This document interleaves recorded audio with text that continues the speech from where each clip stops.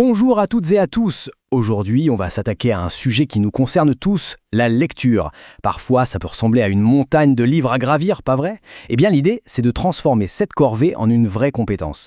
On va se constituer une petite boîte à outils avec des techniques toutes simples, mais super efficaces pour lire mieux et plus vite. Prêt à changer votre rapport à la lecture? C'est parti. On connaît tous ce sentiment d'être complètement submergé.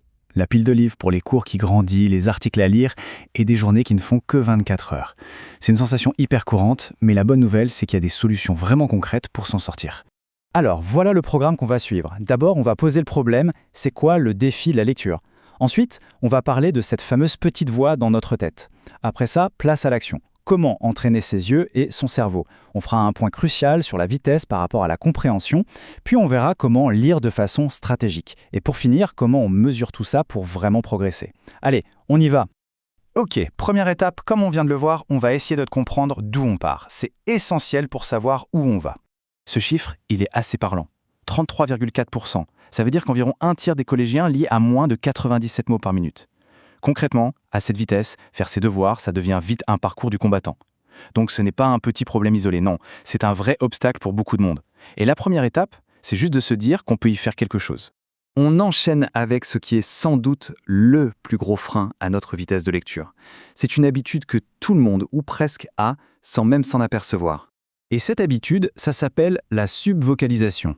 C'est tout simplement cette petite voix dans notre tête qui prononce chaque mot qu'on lit. En fait, c'est un réflexe qui nous vient de l'enfance, de l'époque où on apprenait à lire à voix haute pour bien assimiler. Le souci, c'est que cette habitude, une fois adulte, nous ralentit énormément. Et regardez ce graphique, il montre parfaitement le problème. Notre petite voix intérieure, elle nous bloque à notre vitesse de parole, soit environ 150 mots par minute. Mais notre cerveau, lui, il est capable d'aller beaucoup plus vite. Il peut traiter l'information visuelle à plus de 400 voire 700 mots par minute. C'est un peu comme avoir un moteur de Formule 1 mais être coincé en première. C'est cet écart qu'on va essayer de réduire. Bon, à ces théories, on passe à la pratique. Voyons comment on peut se construire une petite routine d'exercice tout simple pour enfin dépasser ce blocage. Alors, voilà une méthode qui se fait en 10 petites minutes. Chaque étape est un micro-exercice. D'abord, pendant 2 minutes, on utilise un guide visuel, un stylo ou son doigt, pour forcer les yeux à avancer et à ne pas revenir en arrière. Ensuite, pendant 3 minutes, on travaille sa vision périphérique. On saute les premiers mots de la ligne et on s'arrête avant la fin.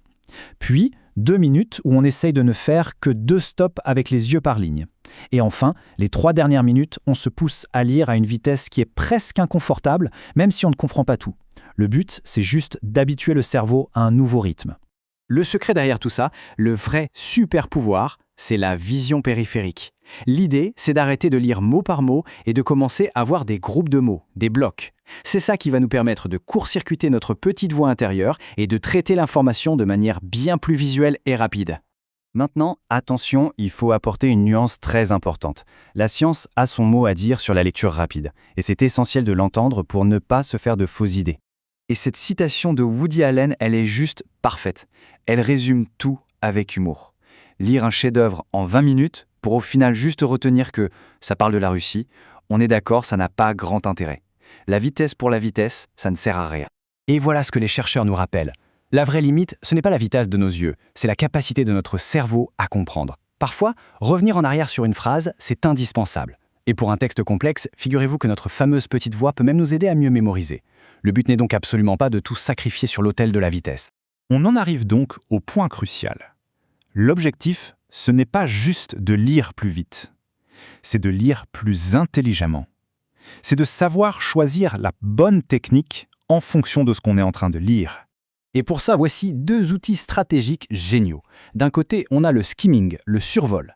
L'objectif, c'est d'avoir une idée générale du texte. On lit les titres, l'intro, la conclusion. C'est parfait pour savoir en 30 secondes si un article vaut le coup d'être lu en entier. Et de l'autre côté, le scanning, le balayage. Là, l'objectif est différent. On cherche une info précise, un nom, une date. On ne lit pas les phrases. On laisse nos yeux scanner la page à la recherche de ce mot-clé.